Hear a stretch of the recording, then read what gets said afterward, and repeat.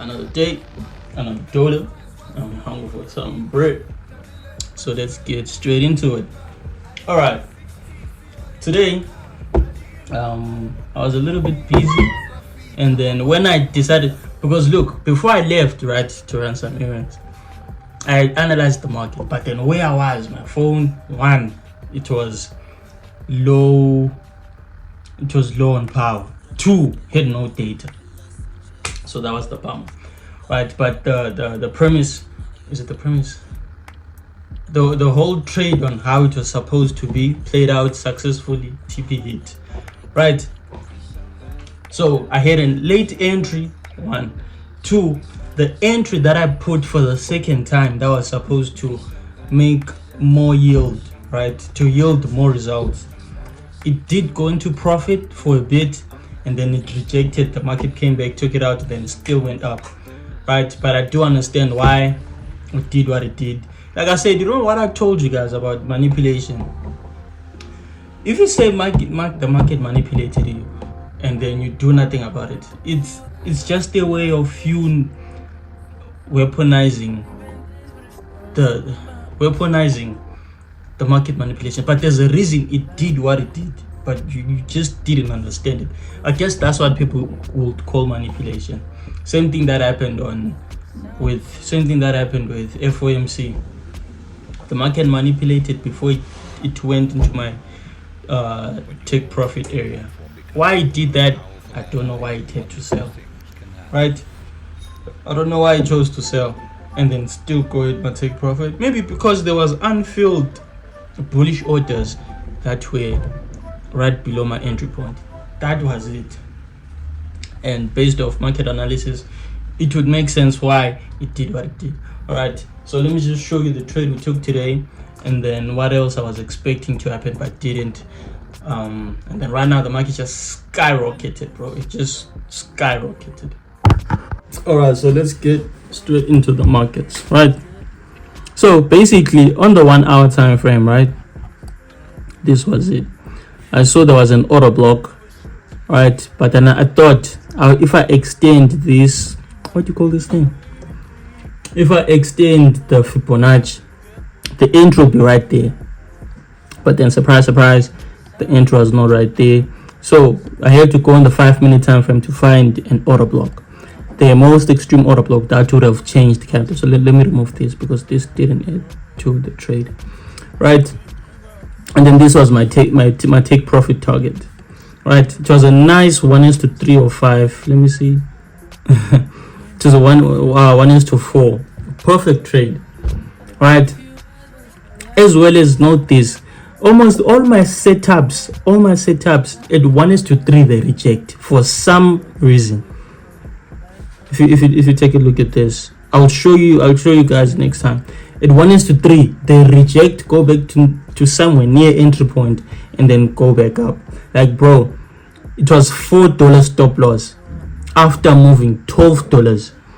It was $4 left to hit my take profit after moving $12, bro, in profit, and then it rejected all the way back. But then we were right with that, right? So like I said, we were not micromanaging it, like, oh, let's put break even, or put it under this low or this one. No, I understood that the market had to come back to hit this OP, right? But then the mistake was here.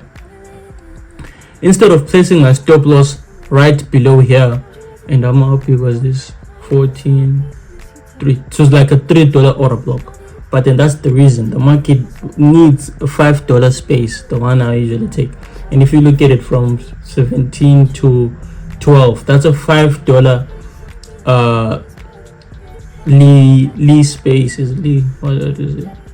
leeway for the market to play around, right? So I don't know, I think there was news, I forgot what time was this, but I think there was news, maybe it was after 3. I think there was news, and then the market just dropped, bro. It just plummeted to the downside. But then I knew, because this was my entry point, right, for my buyers, for buys. The market did that, and then it went up. Now I have a second entry in. So first entry here, second entry here, and the market went up with this. And I'm like, okay, no, let me go take a nap. because I was tired, right? Let me go take a nap, and then I'll come back to take profit, I guess. And then just, I don't know, just a few minutes after I went to sleep, of course I wasn't watching the market, but as you can see, I left the market while it was right here, because I was expecting to just go hit take profit already. I wasn't expecting it to do anything, given that it had respected this OP, right? And then the thing that happened was, oh shit, let me see. And then what happened was, let me focus. And then what happened was, the market came back, swept just right. It just swept right below that order block.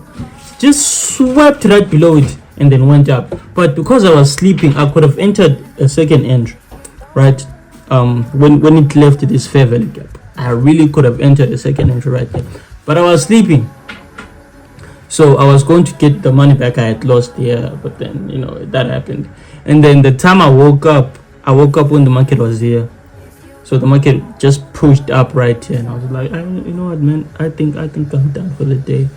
Because, well, as well, let me show you the trade right here. Let me show you the trade. I know I took the trade there. Look at this. Come on, man. Come on. The same exact thing.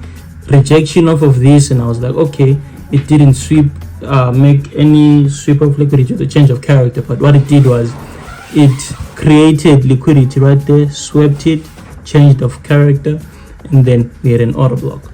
I'm like, okay, because the market came back with news right here, and then it went down. I'm like, I know what. So think of it like this: the market is right here, okay, on this week, all right. I'm like, you know what? It's going to take profit now. Let me go sleep.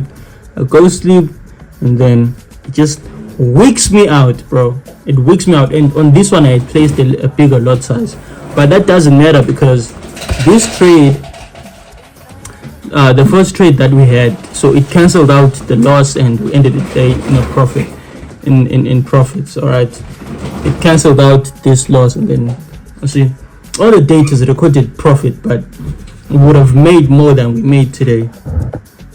You see, so that's what it is for today, man.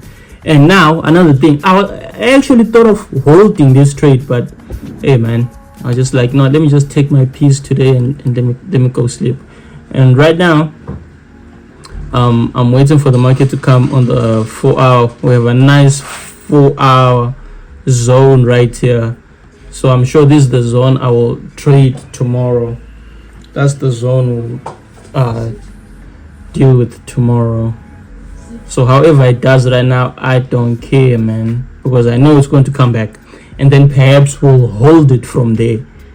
Perhaps we'll hold the trade we have from there. But you know, sometimes gold will eventually reject to the downside, and I don't want that. Understand? It'll make you be greedy. Oh, here's a nice one though. It's not going any lower. It's a resistance point. Ooh. Well, you see, like this, we thought this was a resistance point enough, but it rejected. So if we use a trend line, we should be expecting the market to eventually drop from where it is. We should be. It hits anywhere within this what do you call this thing, trend line. We're expecting the market to buy anywhere within that trend line. We're expecting the market to buy. I like to do it like that, and then just wait for the market to do its manipulation and wick out, so that eventually when the market gets to this level, right, it will close above this point, and then that'll be my entry point. For example, same thing right there, and then same thing right there. So that's fine, and that's all right. So let's see how it plays, man. Imagine I was in these buys for last week. I could have held the market if I knew that this was going to be the result. All right, so tomorrow we're expecting the market to reject off of this 4 hour POI, because today, as you can see, there was no 4 hour POI. I had to use a 1 hour POI. Understand? I had to use this 1 hour POI. As you can see, it respected it beautifully, right? So the same thing that will happen here. So if the market decides to continue pushing up today, like from where it is right now, it just pushes up maybe until 37.50. gives me more money from my entry point right here. I'll get to make a lot more money, and perhaps even hold the trade for the next day, and let's see what we make. All right, but we have to understand that within the day I have to close my daily target, and then I hold the rest, because understand. But anyway, today this is the trade, this is the market we dealt with today. You see, a lot of thousands of traders experienced this. Who knows, I'm not the only one. If you go on TikTok, you'll see that I'm not the only one who took this trade. But you know, it is what it is, and it was a nice trade. You know, everyone, I'm sure many people take 1:3 trades. Sometimes it depends. For me at least, my trades go all the way up to 1:6. This was a 1:3. It was a nice trade, fine trade. That's all you need for proper risk management. And then 1:6 there, you're stretching it. You know, you're really just playing out with your skill and stuff. But it is what it is, man. It was a nice trade and beautiful trade.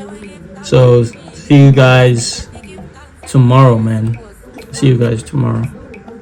Anyway, gents, I appreciate you guys for always coming here, leaving a comment, and just letting me know what you think about the videos, the trades, your opinion.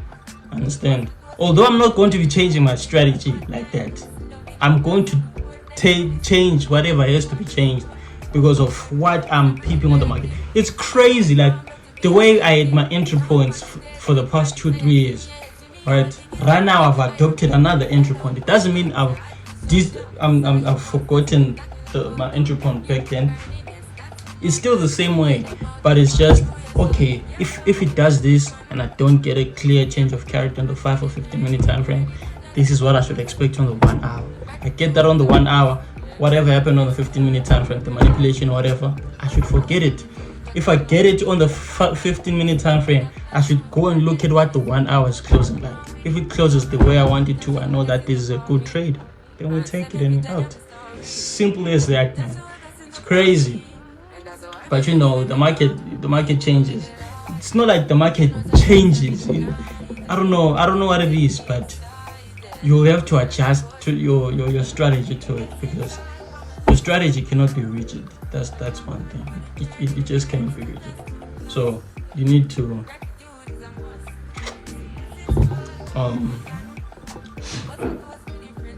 flow with the market.